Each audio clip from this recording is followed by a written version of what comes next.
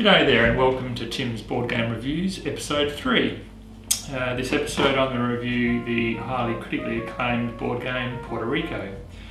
Puerto Rico plays for between 3 and 5 players and a game normally lasts around about 1.5 hours. In a game of Puerto Rico you sort of take on the role of a manager of the town or a town planner of the town of San Juan in Puerto Rico. You do this by taking roles, on particular roles when it's your turn, and let's just say you take on the role of a builder, so you get to build things in your town. However, the interesting thing about Puerto Rico is when you choose your role, all of the other players on the board also get to take on that role. So you need to be careful that when you choose your role, it benefits you more than your opponents. Ultimately, after lots of building and putting down plantations, attracting colonists, producing goods and then selling those goods or shipping off those goods, the winner is the person with the most victory points. Victory points are gained by, well, each building has a certain amount of victory points associated with it, and if you ship off goods, you earn victory points. So let's see what you get inside the box. You get a 12-page colour rulebook, a central game board for storing the buildings which are available for purchase and for storing the doubloons or the money. There are individual player boards which are used for placing your buildings, your plantations and quarries, and also storing goods, money and victory point chips. There's a governor card which tells you who goes first each round. There are roll cards which people take turns choosing each round. There are buildings which can be purchased and are worth a certain amount of victory points and give you some form of benefit during the game. There are the doubloons or the money which you use to buy buildings with. There are victory point chips which you get if you ship goods. There are plantation tiles needed for producing goods. Quarry tiles which help bring down the cost of buying buildings. Colonist ship which holds colonists. Colonists which need to be recruited to help man the buildings and also the quarries and plantations. There is a trading house which is used for selling goods. There are pieces to represent the 5 goods which from cheapest to most expensive are corn, indigo, sugar, tobacco and coffee. There are cargo ships which are used for shipping goods that have been produced. This is what the board game looks like for a typical 4-player game. A game turn of Puerto Rico involves each player taking turns in choosing a role. When you choose a role, all of the other players also get to take on that role. So if you selected, say, the trader, for example, everyone also gets the opportunity, if they are able to sell goods to the trading house. After each person has chosen a role, the roles that weren't selected have a doubloon placed on them, and this makes them more attractive to choose as a role during the next round. At the end of the round, the governor card is moved to the player on your left, and this then starts a new round. The most important decision you have to make during a game of Puerto Rico is the choice of role you take each round. You are trying to choose a role that will assist you in your long-term strategy and that will also provide you with the maximum benefit compared to the other players. To understand how this might work, let's look through all the roles that are available. The prospector allows you to take 1 doubloon from the bank while all the other players don't get to do anything. The mayor allows you to take an extra colonist from the supply, so you might get 2 colonists and everyone else might only get 1. Remember, you need to have things occupied by colonists before you get the benefit from them. The builder allows everyone to pay doubloons and build any building they can afford. Your benefit is that you get to pay 1 less doubloon than the other players.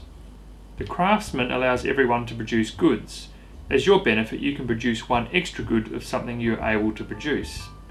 The trader allows you to sell goods to the trading house. Your benefit is that you get an extra doubloon for selling something. The captain allows players to ship goods. As your benefit, you get 1 extra victory point for shipping goods. Each good you ship earns 1 victory point. People take turns playing goods onto each of the 3 ships until they are either full or people run out of goods to ship. The settler allows players to take plantations and add them to their board. Your benefit, if you choose to use it, is to take a quarry tile instead of a plantation. Occupied quarries allow you to build cheaper buildings. Buildings cost a certain amount of doubloons to buy, which is shown by the bottom left-hand corner of each building tile. The top right part of the tile tells you how many victory points the building is worth at the end of the game. Each building only takes effect if a colonist is occupying the building. The game of Puerto Rico ends at the end of a round when someone fills up all of San Juan with buildings, there aren't enough colonists left to replenish the colonist ship, or the last of the victory point ships have been taken. At this point, all players tally their victory points and the person with the most victory points wins. Typically a score of around about 50 points is generally going to be a winning score.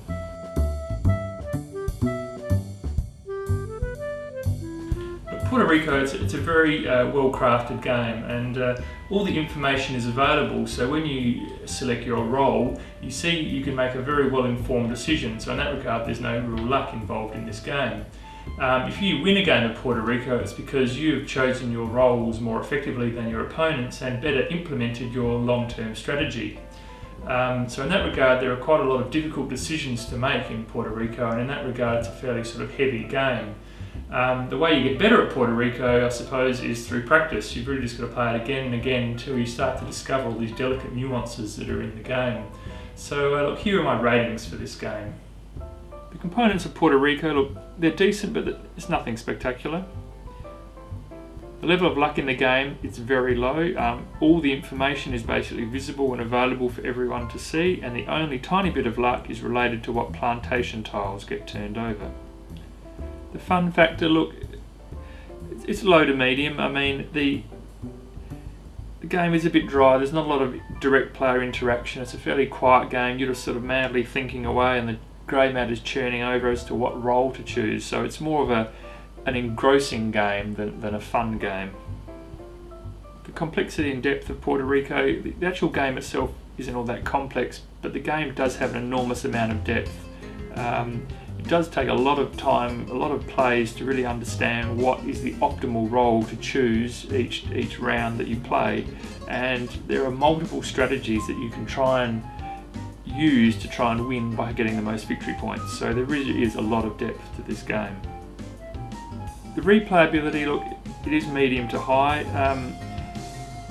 Each game does play out quite differently as you try different strategies, but one problem I suppose with Puerto Rico is that a good player will almost always win, and so if you're playing and you're good at it and you only can play this game with beginners, you're almost always going to win, which isn't necessarily all that satisfying, and the poor beginners are always getting thrashed. The replayability is high provided you're always playing with people of the similar ability, but if you can only find people with mixed abilities to play the game, you are really going to struggle to want to replay this game a lot of times. Look, overall, I give this game an 8 out of 10. It really does give your grey matter a good workout, and you get a real satisfaction from if you win a game against people of similar ability. So there you have it, that's Puerto Rico. Hope you liked the review, and stay tuned for more reviews in the future. See you later.